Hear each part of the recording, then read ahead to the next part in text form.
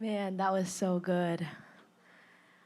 Oh, nula pate tam pitak zong ki khom thei mo tu ni.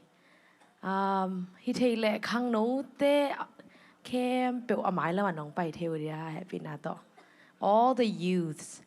Akisap le nula pate them khan anung pai phia la hi zong ina ma te. Khang no te amai ya sam di ne gwai. Ong pai zia zia vo, ong pai zia zia vo. Amao teng ma I focus hi ma te. Ong pai zia zia vo amai ya. Nula pate zong na tu ve ve on la ayang khang no te amaya ang pai sak mo mo happy na to.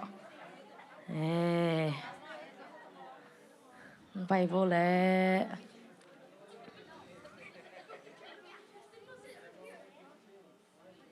Can I also get keys? Okay. Come on, guys. Come to the front. All right.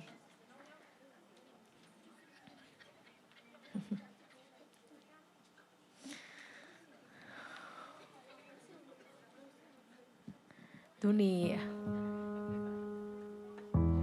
ding chang ina zo huna zo pau ina zong mate tam zoi na ongen somning la tu ni mang pau ina zong mate ongen ning chi to ongen Nuami ngai mo in. Man, that worship was so beautiful.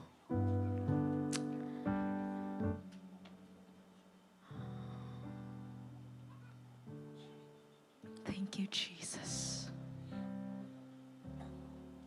Thank you, Jesus. Thank you, Jesus. God, we thank you for your love.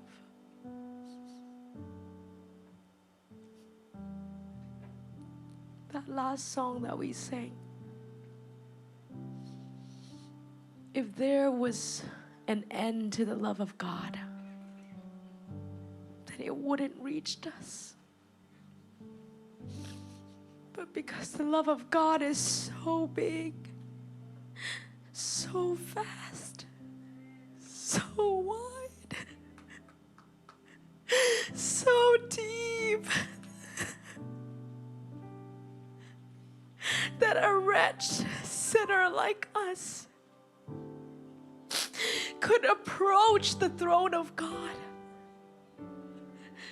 This is only because of the love of God.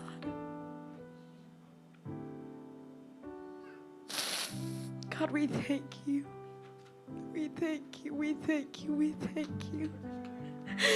God, we thank you. We thank you. We thank you for your love. Can we just say thank you to God for his love? Can we just say thank you, God, for your love? It's so big, it's so wide. Oh, we don't deserve it. We don't deserve it, God. We are not worthy of this love, but you chose us anyway, God. Jesus, we thank you. God, I stand up here tonight, not because I'm so worthy, God. I'm not worthy at all. God, I'm not standing here to impress anyone. Lord, this is only for you. This is only for you, God. This is all for your glory, God. Would you put your words in my mouth? Would you speak through me, Holy Spirit? I need you. I need you. We need you in this place.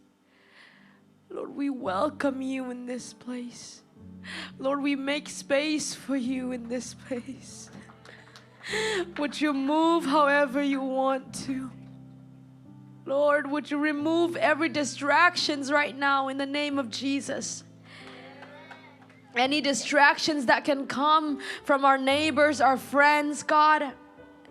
Lord, we cannot afford to miss your presence, God. Lord, you are so serious about us. You're just waiting for us to be serious about you. So right now, let us intentionally fix our eyes on Jesus.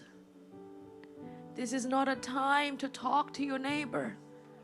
This is not a time for you to make comments. This is a time to be serious. Because there's a time for everything. There's a time to have fun, but there's also a time to be serious. If you don't learn to be serious about God, your life will never change. Because God is so serious about you that He literally hung Himself on the cross. That's how serious God is about you. He's only waiting for you to be serious about Him. If you don't learn, if we don't learn to be serious about this God, the creator of the universe, we will just go to church every week, nothing really changing in our lives. And you will go back home the same way. Aren't you tired of that? I'm tired of it.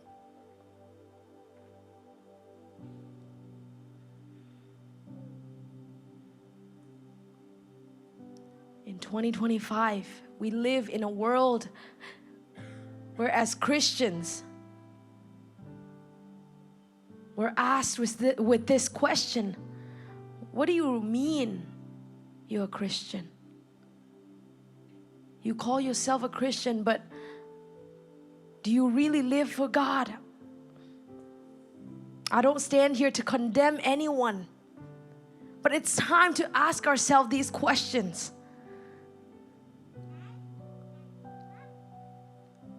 For you, being a Christian, is it just going to church once a week, going home and doing all the things that you want to? There's got to be more than that.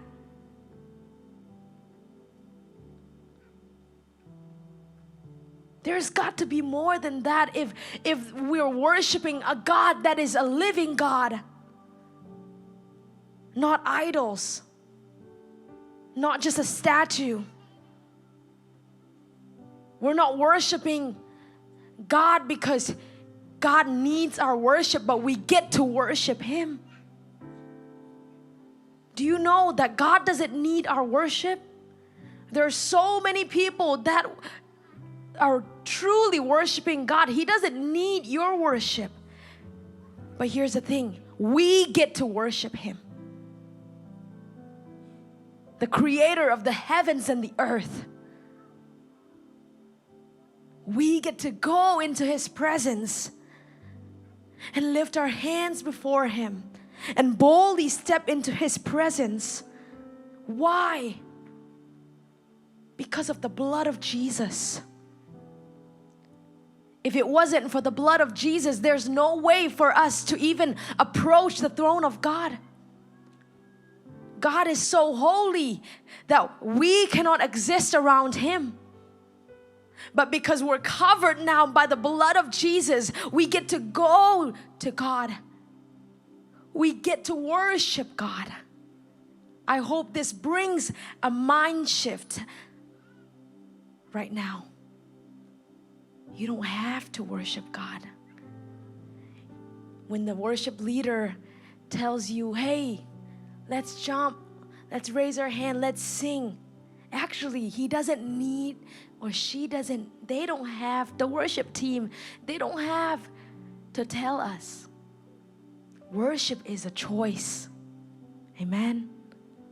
It's a choice. Why? Because, I get to worship God. I feel really tired right now. That's the reality, right? You feel tired right now. That's the reality. But what's the truth? The truth is that God is worthy of our praise. God is worthy of our worship. So I'm gonna lay down my emotions and my feelings, and I'm gonna offer a living sacrifice to God. I'm gonna die to myself, my feelings, what I want to do. See, worship is the only thing that we can give to God that He hasn't given to us. Let me explain what I mean by that. Worship is the only thing that we can give, that we can bring to God that He hasn't given to us. God doesn't worship us. Everything else we have in life, our breath, it comes from God. Our health, it comes from God. It comes from God. What else? Everything that we own, He's the Alpha and the Omega. He's the beginning and the end. He's the giver of life, and He can take it anytime. But worship, when we bring worship to God, it's the only thing that He hasn't given to us. That's why the worship is so special. Worship is for God only, for Him alone. I pray that in this church, we're young people that are on fire for the Lord in this day and age. Amen. Amen. Come on, let's hear it. Yes. I pray that we are young people who are not afraid of what other people think. See, your friends will even look at you and say, oh, he's so stupid and dumb for worshiping God, or for standing up for Jesus, for living for Jesus. But I pray that we are those young people who are not afraid, ashamed of the gospel. Hallelujah. So tonight I want to talk about Gen Z and the Great Commission. That's a picture of me in the country of Iraq. Back in 2022, I got the opportunity to go to Iraq. It's in the Middle East.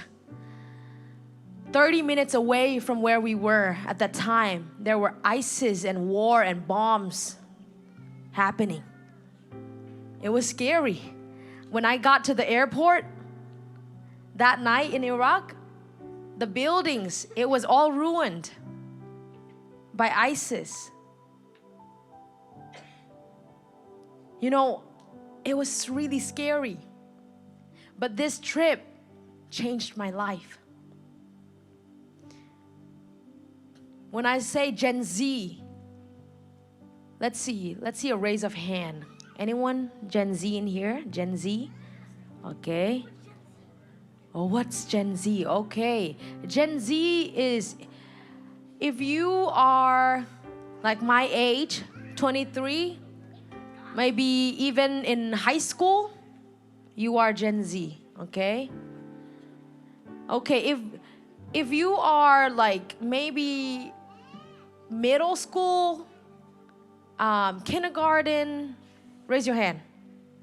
Okay, you guys are probably Gen Alpha, right? Okay, so I didn't include Gen Alpha here, but let's include you guys too, okay? Gen Z and Gen Alpha and the Great Commission. Amen? It's you. Gen Alpha is you. Yeah. Oh, you're shy? Don't be shy. What's your name? Nothing. Hi, nothing. Copy. You're so cute.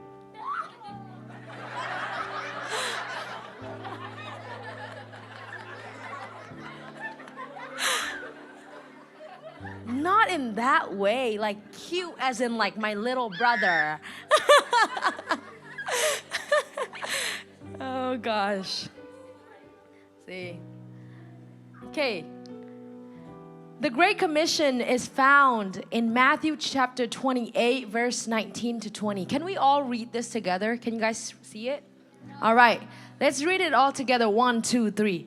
Therefore, go and make disciples of all nations, baptizing them in the name of the Father and of the Son and of the Holy Spirit, and teaching them to obey everything I have commanded you.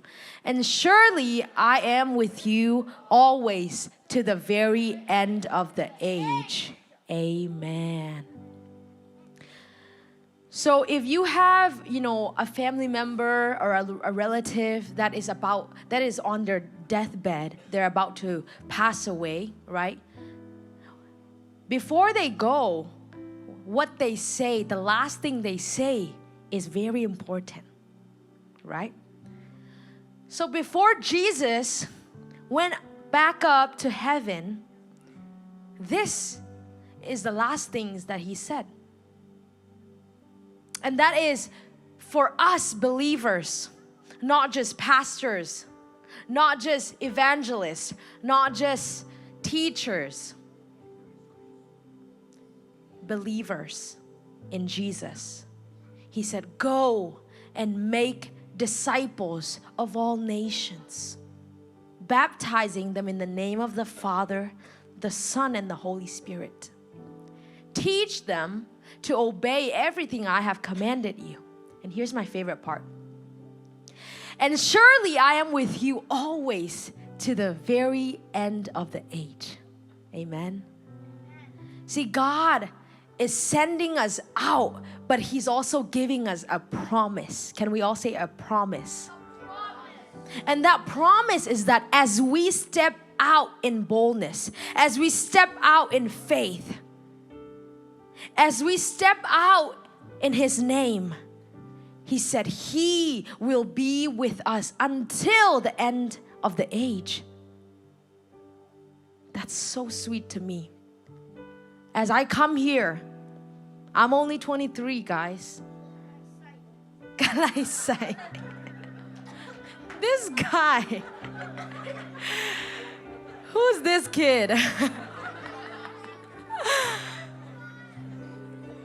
Okay, you're special. No, special as in like a good way, guys. Come on. You're a special man. You are chosen by God. You are called by God. I know you will do many great things. He said, okay. Okay, so where was I? You're distracting me now. So it's so sweet to me, right? Because I'm 23. That's where I was. I'm 23, and coming here, I know some of you guys, but a lot of you guys are new faces, right? And honestly, throughout this summer, I've been to over 10 camps now. Meeting different people, like kids camp, youth conferences. And every time I have this nerves, like I get really anxious, to be honest. Because I'm like, God, I don't know these people, right? And, growing up, I was such an introvert. So me standing up here, it's a miracle. When I was your age, if I stand up and grab the mic to even share testimonies, like I would be crying all the time. Like I can't speak at all without crying, right? And now it's like, for me to be able to do this, my motivation behind it is I always remind myself of this promise, this pinky promise that Jesus said, surely I will be with you. Surely I will be with you until the very end of the age. Amen? So this afternoon, you guys have been trained how to preach the gospel, right? Do you guys remember? Yeah. Building our testimonies, sharing the gospel, the 5-finger gospel. See, those are just formulas, but you get to be creative in how you use it. There's no one right way to do it. But now, tonight, I feel like the Lord is leading us to commission us tonight. Amen? In other words, God is sending us out. See, we've grown up in church for years and years. You know the gospel. I told you, the gospel is in you. The gospel is in us. It's in everywhere, in everything. You know the gospel. But now it's time to live it out. But now Jesus Himself is sending us out so that we don't just keep it to ourselves. See, imagine we're all stuck on a deserted island, right? And then Kapi. Imagine Kapi, come here.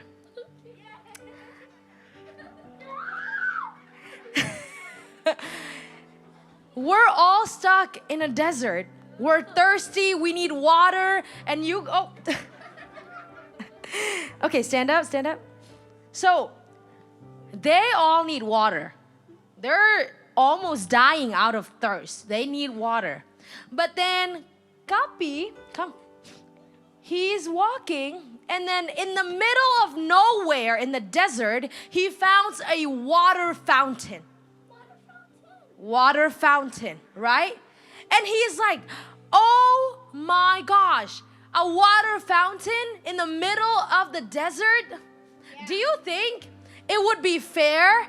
Do you think it would be kind of him to drink that water for himself? And he keeps it a secret from us. Do you think that's what he would do? Yeah. I don't think so. If God, come here. Oh, okay, dance move, okay. So if Kapi found the water fountain, I bet this is what you would do. Watch, okay? I bet this is what you would do. Guys, come. There's a water fountain. Come drink from the fountain. Kapi, can you go? Say, come drink. Yes, come drink from the fountain. Can we give it up for Kapi? All right, you may go back to your seats. Okay, thank you. All right, okay. So that's what we're talking about here. See, we found the water, the living water, amen? We found the living water in Jesus. And it would be so selfish of us to keep it to ourselves. Are you guys with me? Yeah. So we must. There's no choice. There are people that are dying out there in a broken world. And we must go and tell them this good news. Guys, I have found water. Come drink from the fountain. Yeah. Amen? Yeah. Can we say amen to that? Amen. Amen. So, this is the Great Commission. Let's go to the next slide. So, these are some pictures from Iraq. Let me see. I think there's another one. Okay. So, these are some pictures of the kids that I met. And I covered their faces just for security purposes. But you know, when I was walking through the streets of Iraq, we would just meet random kids like them. And they would just follow us. You know, they just want to play with us. And then we would get to preach the gospel to them. But when I met these kids, you know, it really touched my heart. Because they are humans like us, right? We're no better than them. But here they are in a Muslim nation where they never heard of the gospel before. If I ask you, even at 5 years old, if I ask you to imagine Jesus hanging on the cross, I bet you at least had a picture in your mind. But these people, when we ask them, hey, do you know Jesus? They say, what is Jesus? They have never heard of the gospel. That is one of the greatest injustices in the world. The greatest injustice is not you not having the trendiest shoes, clothings, right? That is not the greatest injustice. The greatest injustice is that there are people in 2025 that have never heard of the gospel yet.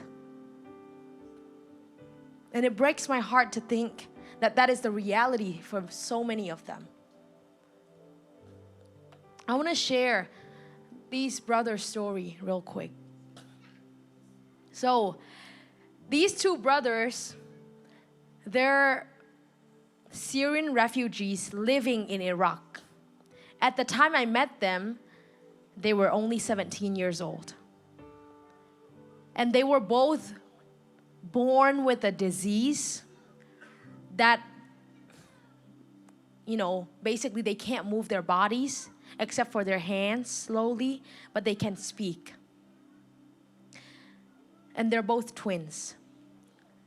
They were born in a Muslim family, but when they heard the gospel, they believed in Jesus, they put their trust in Jesus, and they became missionaries who went around the cities of Iraq to preach the gospel.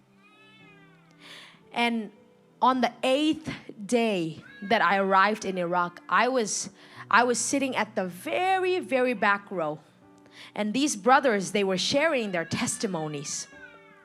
And they said, even though we have this disease that makes it hard for us to preach the gospel, they said, we don't have an excuse. We don't have an excuse to not preach the gospel. Why?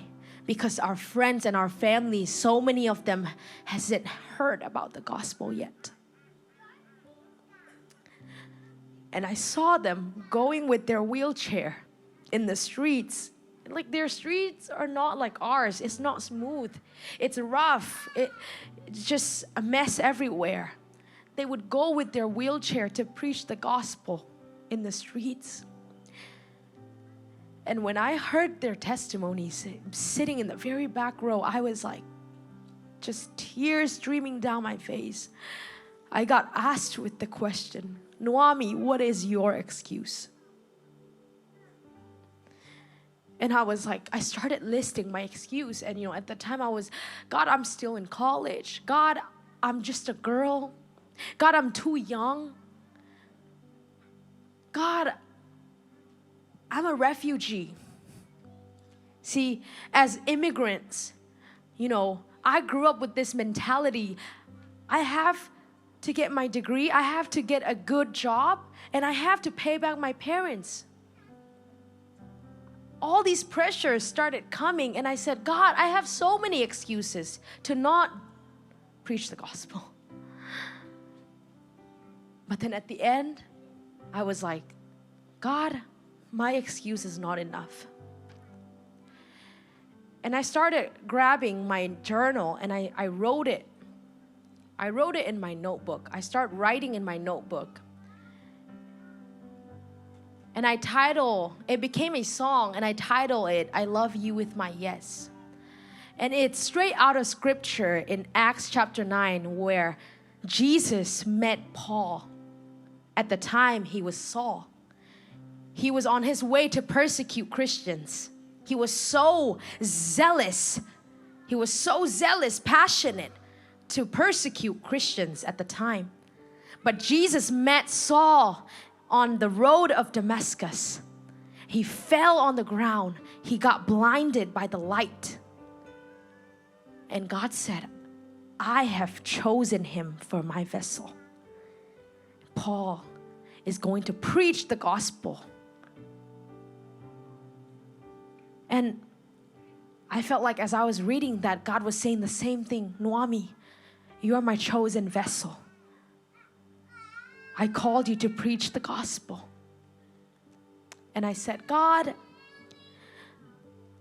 how can I say no to the creator of the universe? At the time I felt so broken.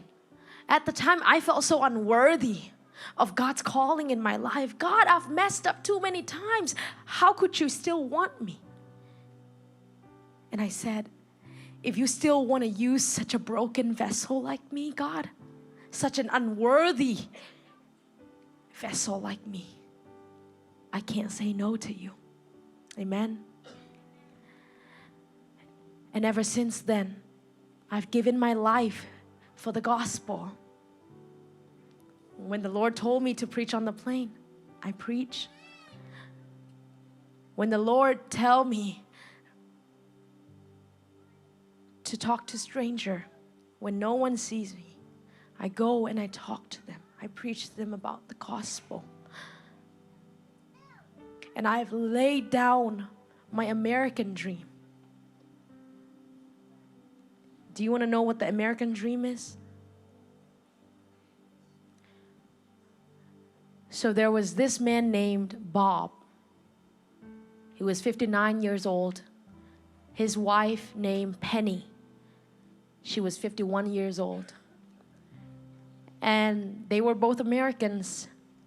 They worked so hard all their lives. They didn't even take day offs. They worked so hard all their lives, and they took early retirement. That means they worked so hard all their life, and then they stopped working and they invested in all of those years, right? So now they get to enjoy their life, okay? And so they took early retirements from their jobs. They lived in Punta Gorda, Florida. And they cruised on their 30-feet trawler, played softball, and collected shells. This was on a magazine. And it was a magazine that advertised to people, hey, take early retirement, and you can do the same thing as Bob and Penny. What were they doing? Collecting shells. See, that's the American dream. The American dream, guys, we're all refugees here. Most of us, I believe. We all came from Burma, from a very hard life. And something that we always hear from a very young age is our parents sacrificed so much for us, right? So we must repay them. And that's right. That's true. The American dream is to have nice houses, to live in nice houses, to drive nice cars, to have a good job, to have a nice family, a nice retirement. At the end, can you bring those things to heaven? Yes, I would love to live in a nice house. Yes, I would love to have a good job, a good paying job, drive nice cars. You know, I bet all of our parents here would agree that they would want that for us too. That's what they fought for. But one thing I've learned as an early age is the greatest gift that I can give my parents is not a nice house. The greatest gift I can give my parents is not a nice car, not paying their bills. Yes, those are nice, but that's not the greatest gift. What if I have good jobs and nice houses, but if I don't give my life to Jesus, and if I'm just partying everywhere I go, living for myself, I'm sure 100% my mom and both of my parents, they will be crying if I didn't live for Jesus. That's why I've come to the conclusion that the greatest gift I can give back to my parents is for me living for Jesus. Amen. Because if you live for Jesus, if you give your life to Jesus, I'm sure your parents, you will never put a tear in their eyes. That is one of the greatest joy that a parent can have, is watching their children live for Jesus, live out their calling for Jesus. You know, when Bob and Penny, when they faced Jesus one day, I bet this is what they're gonna say. Jesus, we've worked so hard all our lives. We saved us so much money so that we could live in a nice house to collect shells. And they're gonna say to Jesus, Jesus, here's my shell collection for you. Jesus is gonna say, I never knew you. Get away from me. That is the most tragedy that we can face. To work so hard all our lives only to face Jesus one day and for Him to say, I never knew you. We only live once. This is my favorite quote. We only live once. Only one life. It will soon be past. Only what's done for Christ will last. Let me say that one more time. Only one life. You only get one life each. And that life will soon be past one day. Soon. Only what you have done for Christ will last. I might not have nice houses to brag in front of Jesus one day. But I know for sure I'm going to say, God, I spent my life preaching your gospel. Guys, when you preach the gospel, it's never go in vain. It's never go to waste. Living for Jesus is one of the greatest pleasure that we can have in life. And I'm saying it at 23. Because I've lived a life without Jesus for a few years, and I was miserable. I was a mess. I'll be honest with you. That's why I can never imagine a life without Jesus. And I'm begging you tonight, please just give your life to Jesus and live for Him, because you won't regret it. But the choice is yours. You can go on your life without Jesus. And the sad truth is that you will find yourself in misery. Ask your parents. They've lived longer than us. I'm sure all of them will say this one thing. If they gave their life to Jesus at later in life, when they're 40, when they're 50, I bet they will say, I wish I gave my life to Jesus at a young age. Giving our life to Jesus, living for Jesus is never, ever a regret. And I can boldly say that. And now, 50, 70 years later, if I'm still alive, I'm going to look back. I'm going to look back at my life and I'm going to say, I'm so happy, I'm so glad that I lived my life for Jesus at a young age. Because right now, yes, you can live for Jesus, when you're 50, when you're 60. Yes, you can. But right now, you are the strongest. Right now, our youth is so important. Our youth is so precious. But it will just be gone like this soon. Our strength. Do you think that you're going to be strong like you are now in 50 years? No, no, no. Youth is a gift from God. But this phase, this season of life will pass soon. If we are blessed enough, we will get to have gray hair one day. But you will not be strong as you are now. Guys, my brothers, you're so strong right now. You're built really strong too. But you won't be like this the rest of your life. That's why it's so important that we give our youth to Jesus. My prayer is, God, I will continue to love you 70, 80 years down the road, but Lord, use my youth. Use my youth.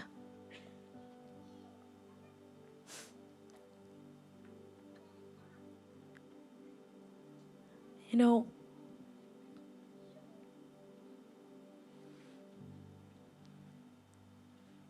there's an illustration that I want to show real quick. Is there a pen that has like the ink out, you know, the transparent? Like a ink akimutei dan omna. Do you guys have a pen like that? Let's see. Maybe? Yeah? No? Okay. If we don't have it, it's okay. I want you to just imagine it, okay? Eyes on me. So one time, I was praying when I was on missions, and you know, the Lord gave me a picture of a pen. And I saw a pen, and I saw the ink inside the pen. And the Lord was saying, Nuami, I hold the pen.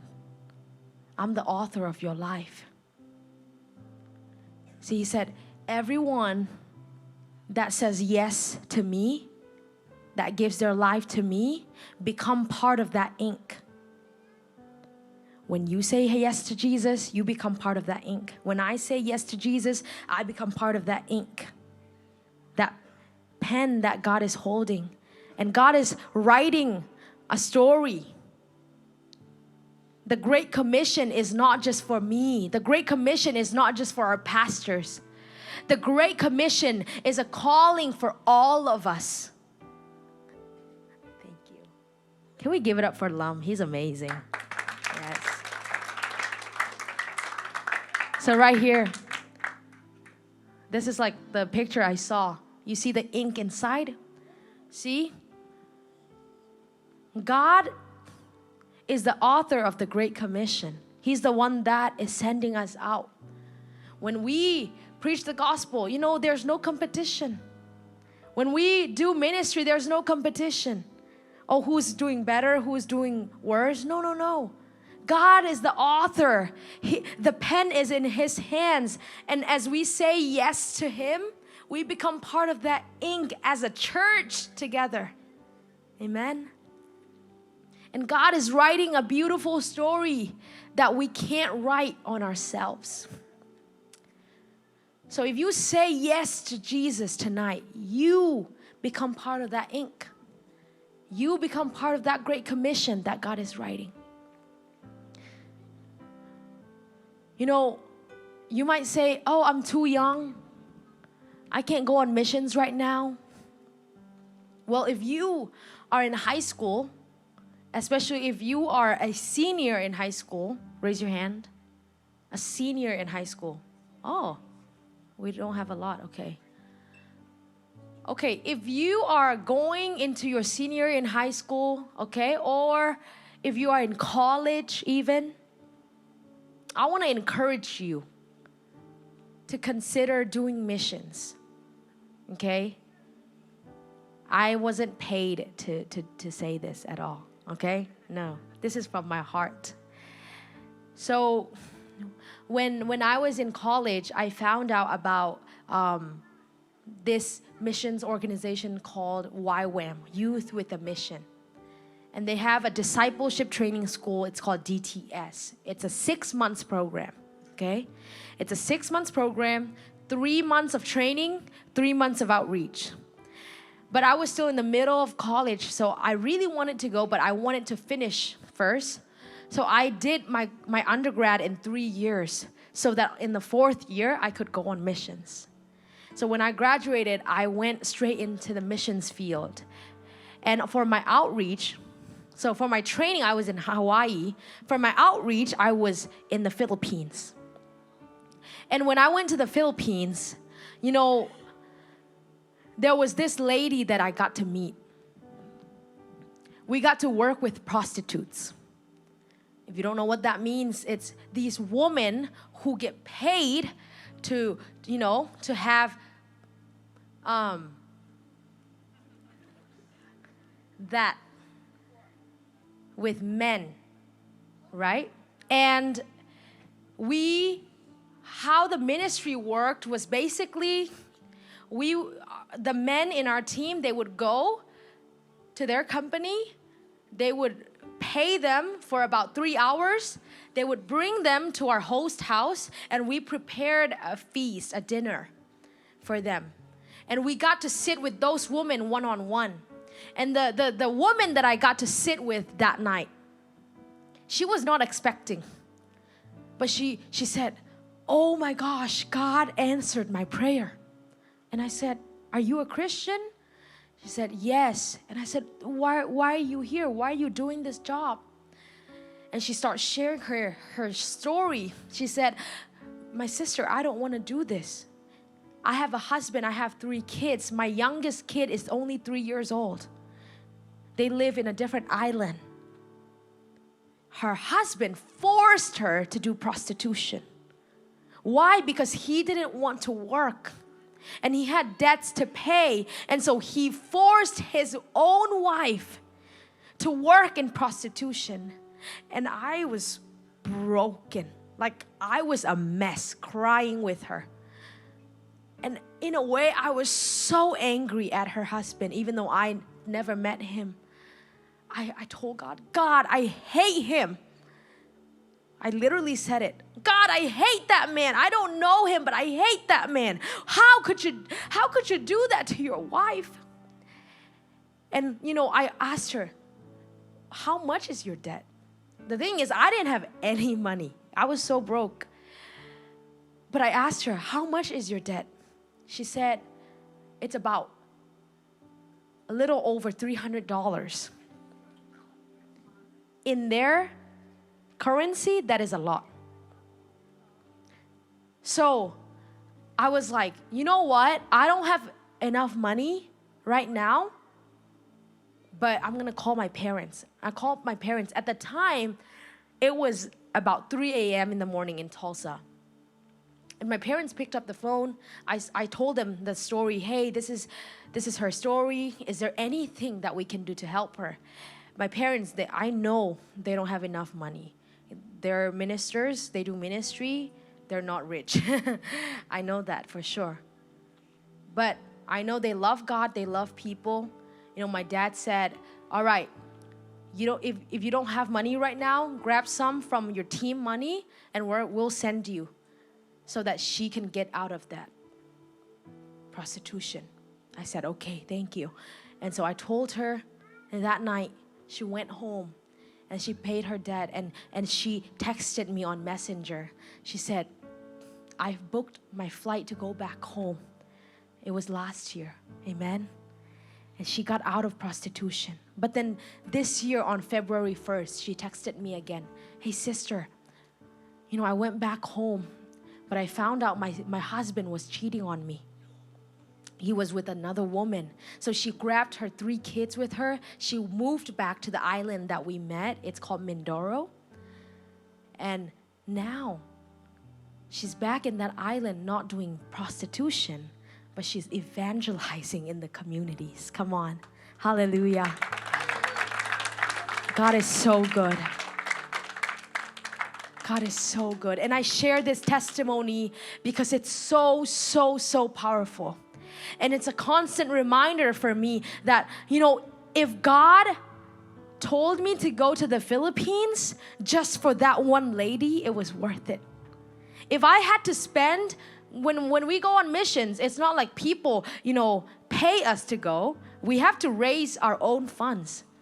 And I had to pay $11K to go on that missions trip. $11K. I had $0 in my hand, and God provided everything in 2 days. Praise God. That's because if there's a will, there's a way. Amen. I wanted to go, and they said, "If you want to go, you will go. God will provide." That's all they said, and God did. The thing is, if I had to pay 11K again just for that one lady, I would. That's the thing. That's what Jesus do. That's what He did for us. You know, when He came down to earth to die on the cross, to lay down His life, Jesus, He already thought of you, but there's no guarantee that you're gonna love Him back and that you're gonna live for Him. But He did it anyway. He did it for you and me. And now He's calling us tonight. Will you do the same thing? See, we have this mindset of, okay, God, use my life for so many people so that I will preach to so many people and so many people will become, come back to you. Yes, that's a great prayer. But one of my close friends, he shared this to me. He said, one time I went to the prayer tower at my school. We have this big prayer tower. He went to the prayer tower and he prayed, God, use my life, use me, use me, use me. And then the Lord spoke to him. The Lord said, if you could foresee in the next 10 years, right? In the next 10 years, I won't actually use you, right? In the way that you want to. Would you still be praying today? Do you guys get what I mean? Let me say it one more time. So as he was praying, right, he said, God, use my life. Use my life. But the Lord asked him, hey, will you still be praying today, spending time with me today, if you can already see maybe in the future that I won't use you like you want me to? See, sometimes we want to be used by God for millions and billions of people. But what if God called us just for one person that hasn't heard the gospel in the Middle East, in Africa, in Asia, in South America? One person. See, what if my calling in life was for that one lady that I met in the Philippines? Would I still say yes? One soul is more precious than the whole universe. Amen. So I pray that the Lord stir up our hearts tonight for the Great Commission.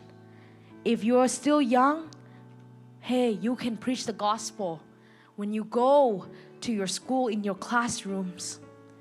If you're in high school, you can start a Bible study. When I went to Atlanta, I met this young boy, maybe about Mung's age. He came to me and he said, Nuami, guess what? I started a Jesus club. He said, a Jesus club at my school. I teared up. I was so happy. See, there's no excuses, guys. What if all across Columbus, maybe if you go to different schools, you start Jesus clubs in your schools?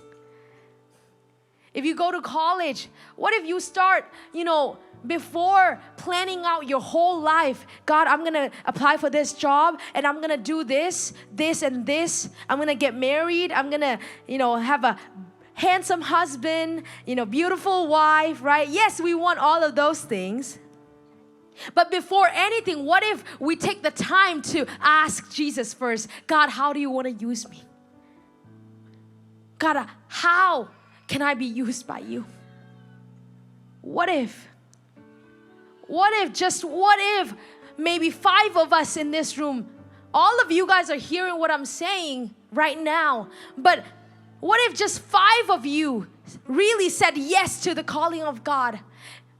I might not grab the mic in front of the pulpit, but I'm gonna preach the gospel. I'm gonna live in a way that Jesus would want me to, so that when people look at my life, they will see Jesus through me. When I was a kid, like your age, I didn't know how to preach the gospel, and I prayed to God, I don't know how to preach the gospel. So I prayed that through my smile, people would feel your love. I prayed that prayer, guys. So that when people look at me and I'm smiling at them, I pray that you would touch their heart. Guys, there's no excuse at all. When no one is watching you, when your parents, your pastors are not watching you, are you going to stay faithful to Jesus? That's the whole point. So right now, I want all of us to just close our eyes.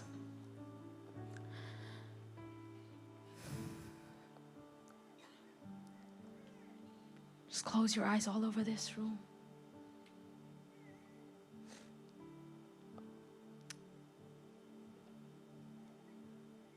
I believe that the Holy Spirit is moving in our midst.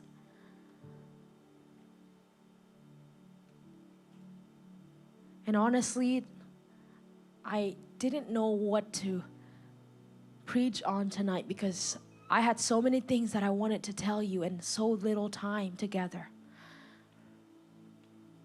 But this is where the Lord led, and we'll go for it.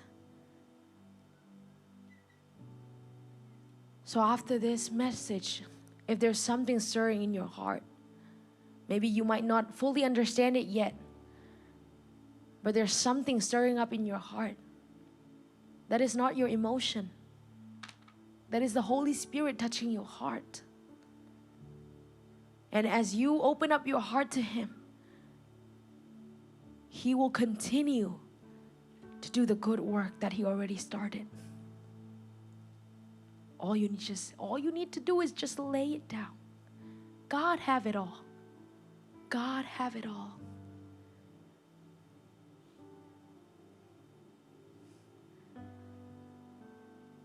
God have it all. I lay it all down. God, I choose you today, and I'll choose you forevermore. If you want to make a decision tonight, I want to invite you up here. Don't come because of your friends. Don't stay because of your friends.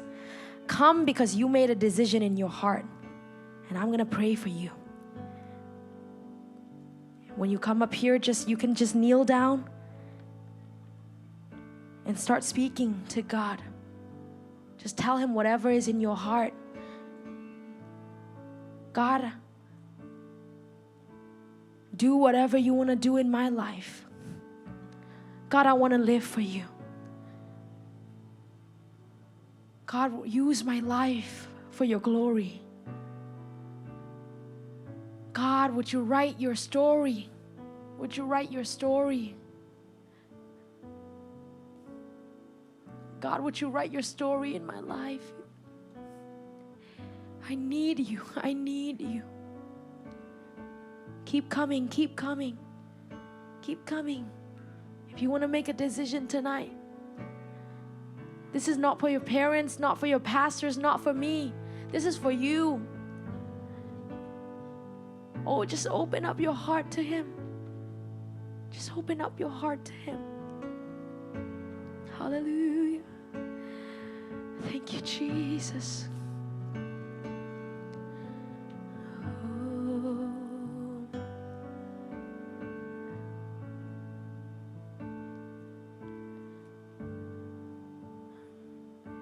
Yes, Lord, yes, Lord. You are the center of it all. My heart belongs to you.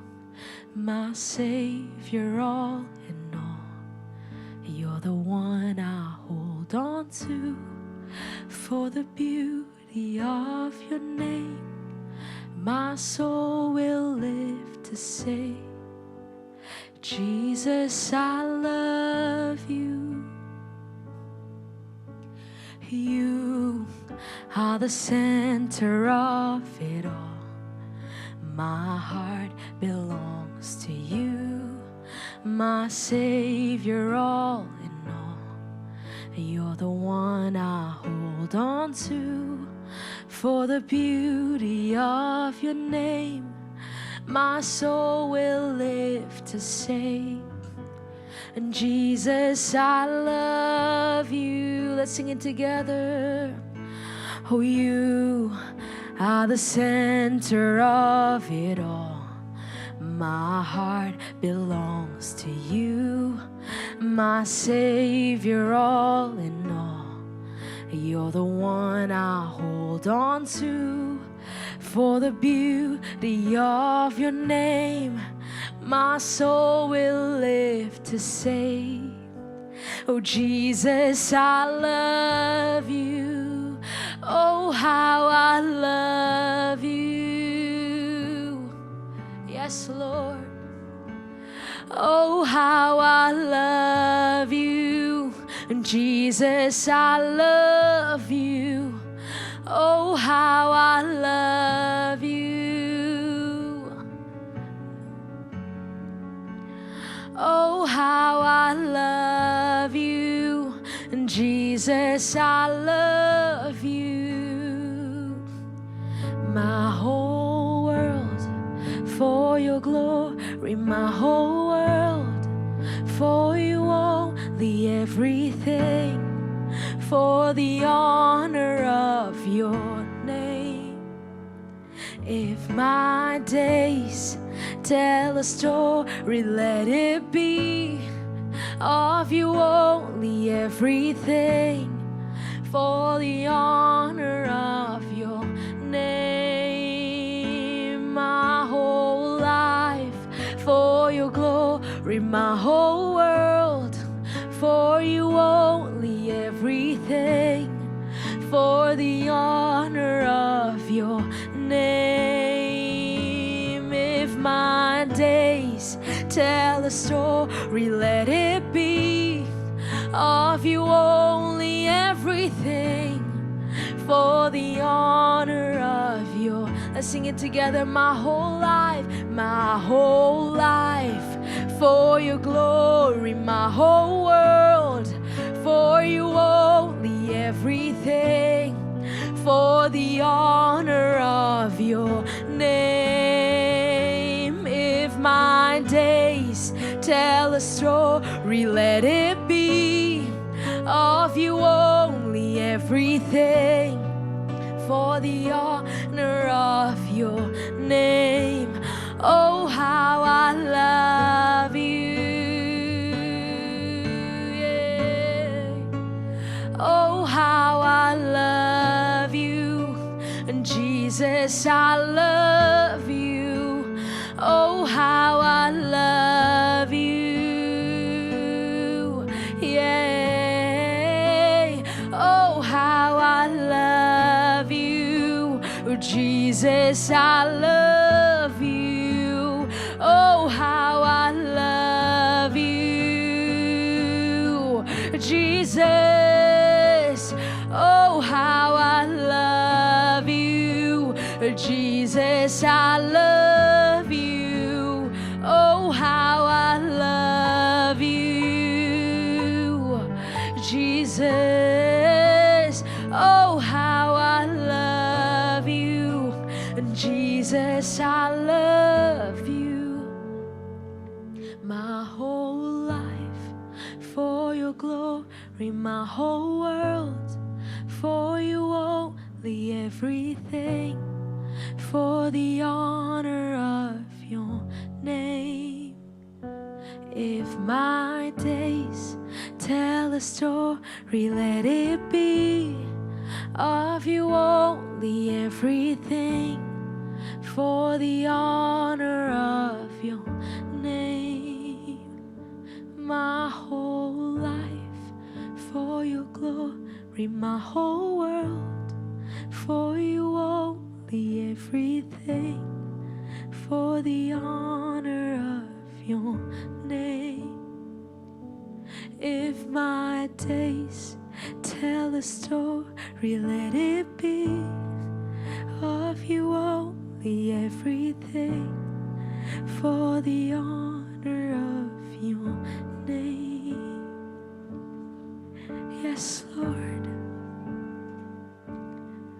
we live for you, Jesus. Oh, how we love you. Oh, our whole lives, God, poured out like oil at at your feet, God. Oh, we cry out to you tonight, God. Oh, we want to live for you, Jesus.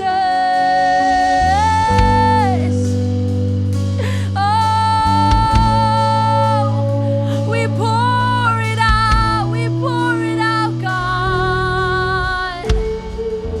Oh, every dreams, every passion, Lord, every goals that we have in mind, God. Lord, we lay it all at your feet, Lord. Let your will be done in our lives, God, as it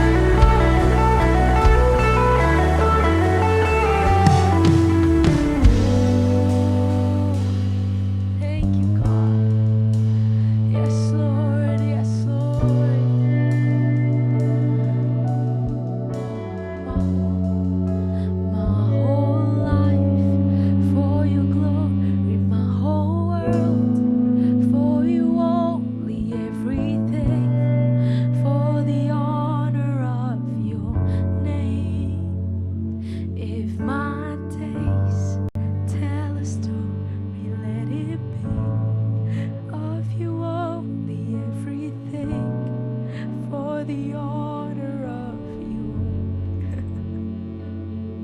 My whole life for your glory, my whole world for you. Oh,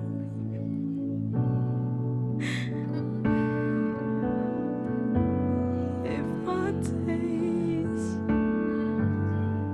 tell a story, let it be of you only, everything.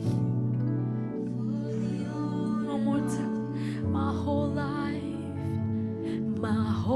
life for your glory, my whole world for you only, everything for the honor of your name. If my days tell a story, let it be of you only, everything for the honor of your name. Oh, how I love you. Yes, Lord. Oh, how I love you. Jesus, I love you. Oh, how I love you. Oh, how I love you. Jesus, I love you. Oh, how I love you. Come on, tell him how much you love him tonight. Yes, Lord. Oh, how I love you. Jesus, I love you. Be the center of it all. My heart belongs to you, my Savior, all in all. You're the one I hold on to. For the beauty of your name, my soul will live to say, Jesus, I love. One last time. You be the center. Oh, you be the center of it all. My heart belongs to you, my Savior, all in all. You're the one I hold on to. For the beauty of your name, my soul will live to say, Jesus, I love you.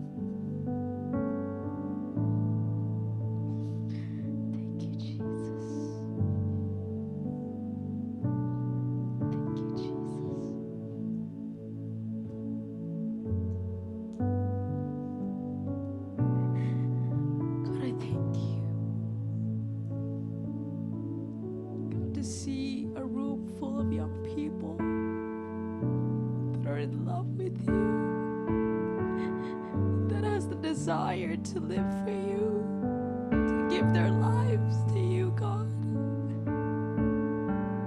Thank you, God. Thank you, God.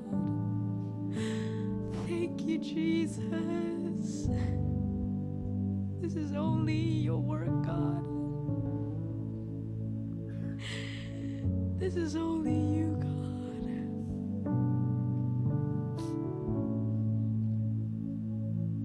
I want you to put up your hands like this if you're up here. I want you to pray this prayer after me. Say, Jesus, I love you. Jesus, I give you my life. Jesus, I give you my youth. Have it all. My passions, my dreams, my desires, my visions. Thy will be done. not my own will. Jesus, tonight I lay down my life so that I could find life in you.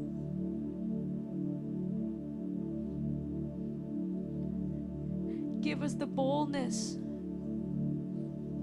to live for you, to preach the gospel in our school campuses, everywhere we go, in the soccer fields, in the mall, in our everyday life. Help us to stay focused.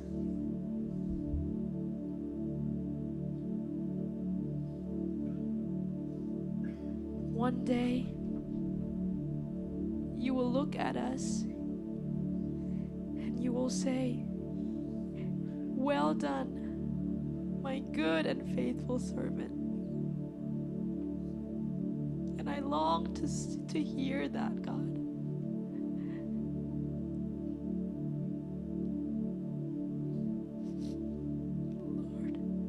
Lord, the tears that have been shed tonight, God, you collect them.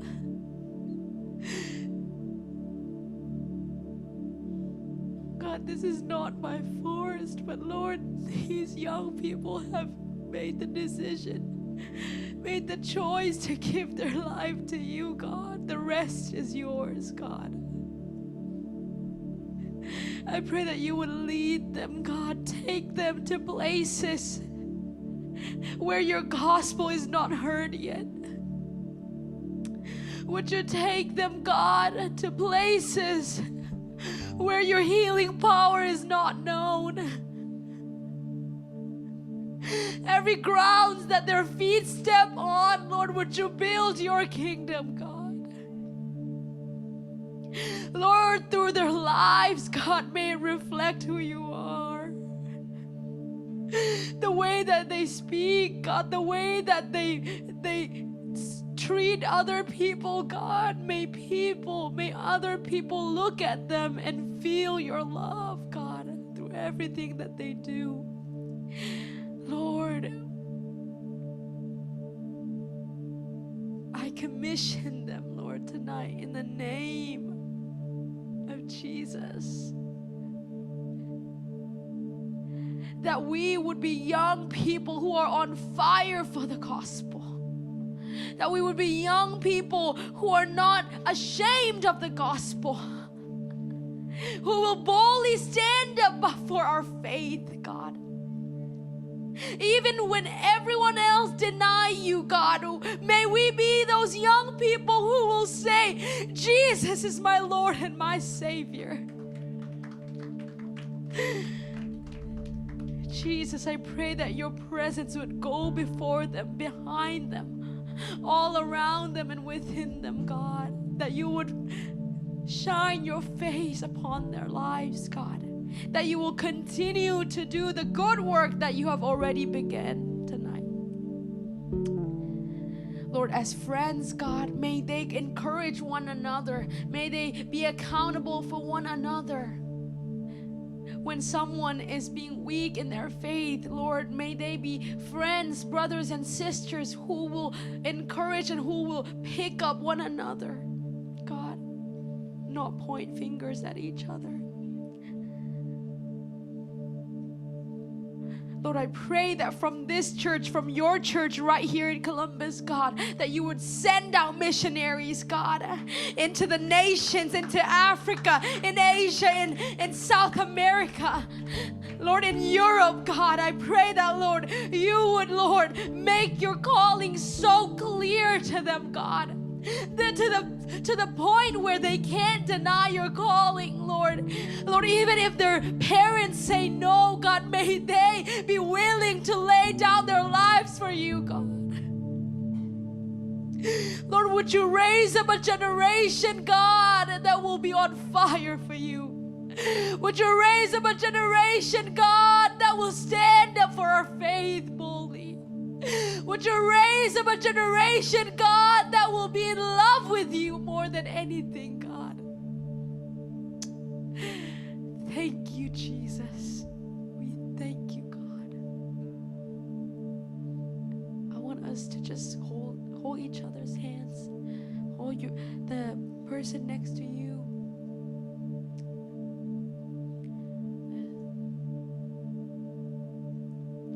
I want us to bless one another right now.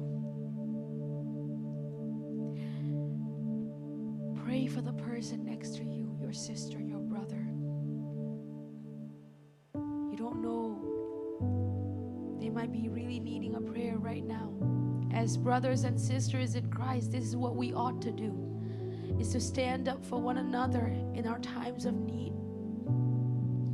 So let's pray together at once for one another. Hallelujah, hallelujah, hallelujah, hallelujah. Hallelujah, hallelujah.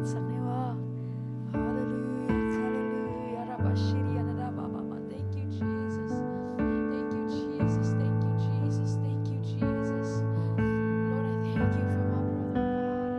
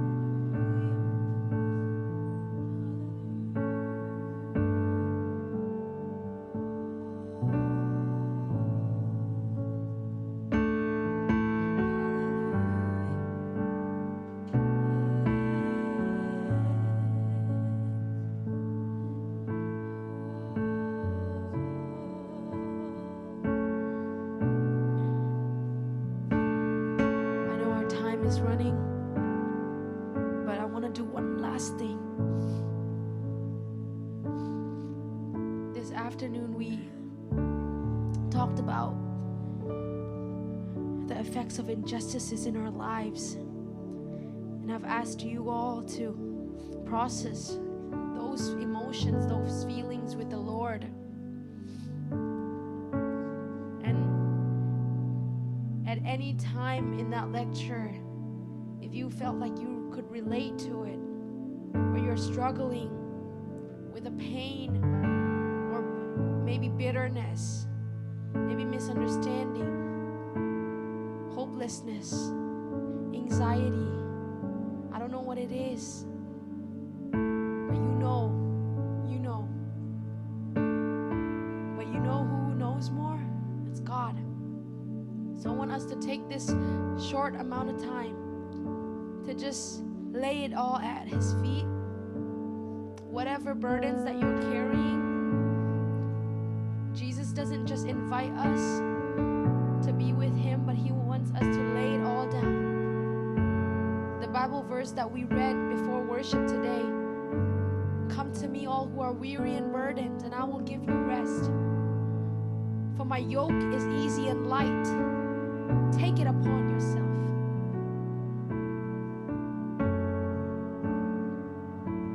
So whether it's fear, rejection that you're facing, whether it's unforgiveness, maybe even towards your parents or your siblings even, or maybe a friend or someone did something inappropriately, and that still haunts you every time. I don't know your situation, but I want you to take that, and I want you to see the hand of Jesus in front of you. And Jesus is inviting you, hey, put it in my hands. Put it in my hands. Unforgiveness, put it in my hands. Bitterness, put it in my hands. Trauma, put it in my hands. Fear, rejection, put it in my hands. Yes, yes, yes, yes. Lay it all down. Give it to Jesus. He's the healer. Only Jesus can heal you. If you go to people, you will get disappointments. But if you go to Jesus, He will heal you thoroughly. He will take time. He will be patient with you. Let Him have it. Jesus is asking, my daughter, my son, let me have your sin. Let me have it. Stop holding on to it for yourself. Let me have it. Let me have it.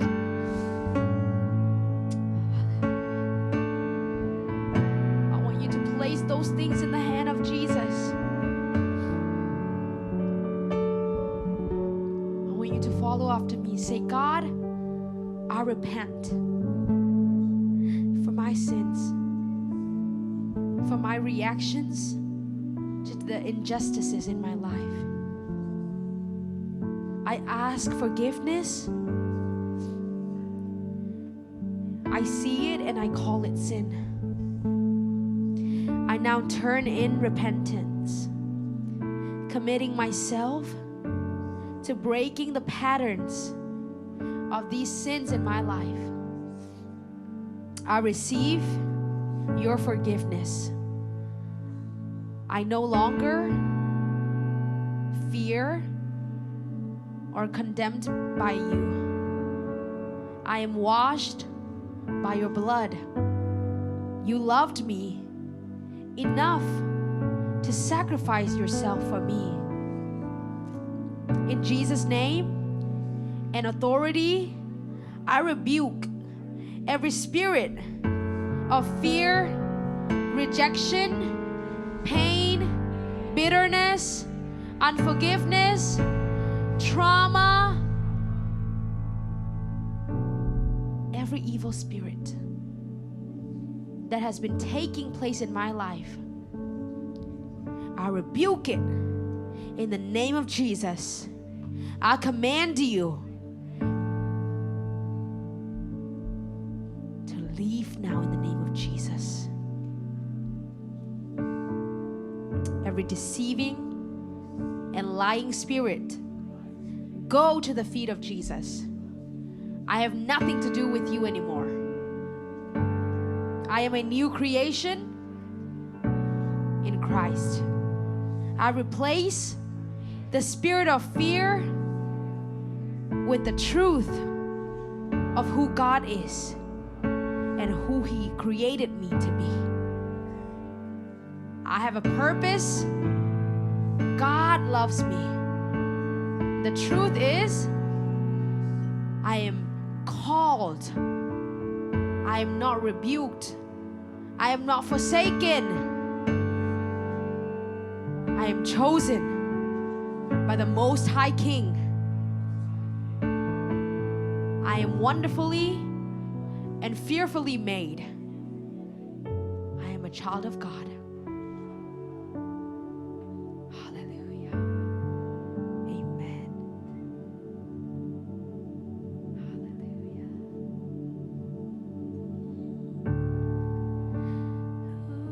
Oh, I'm no longer a slave to fear, 'cause I am a child of God. Yes,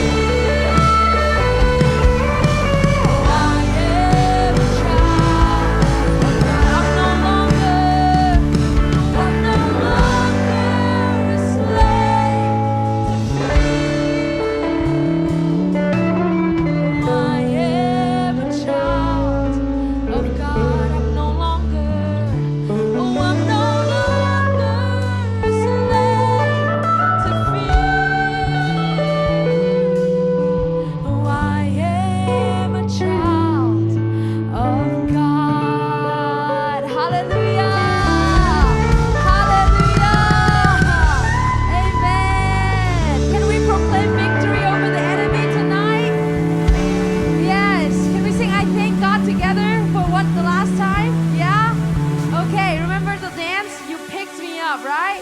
Okay, you are going to proclaim victory over the enemy. You are a new creation.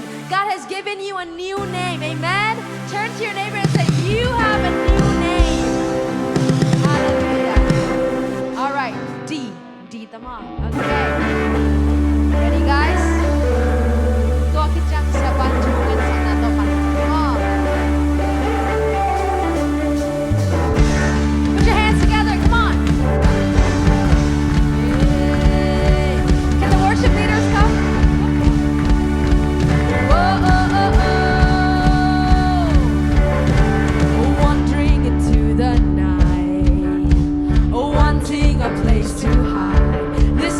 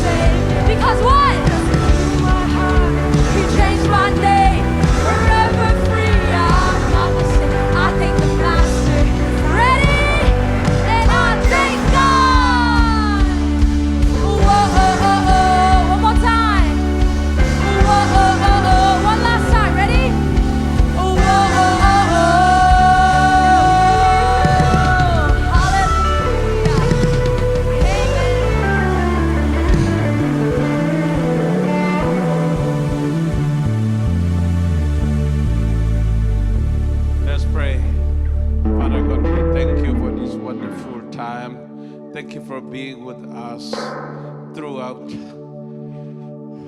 our just service tonight. Thank you for bringing us a wonderful message through your servant Nuami.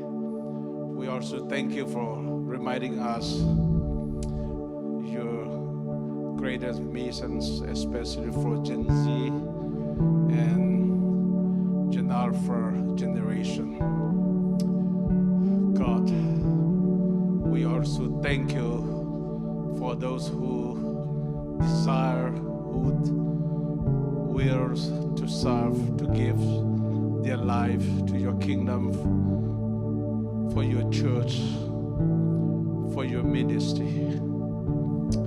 Thank you very much for touching each of our hearts tonight. Lord, we thank you very much for leading us and keeping us to serve for your ministry, your kingdom. Lord, when we go home tonight, keep and lead us until we get home, so that we may come together tomorrow, your resurrection day, and have a wonderful service at the Sunday school and main service as well. We love you. We thank you for everything that you have done for us. In Jesus' name we pray. Amen.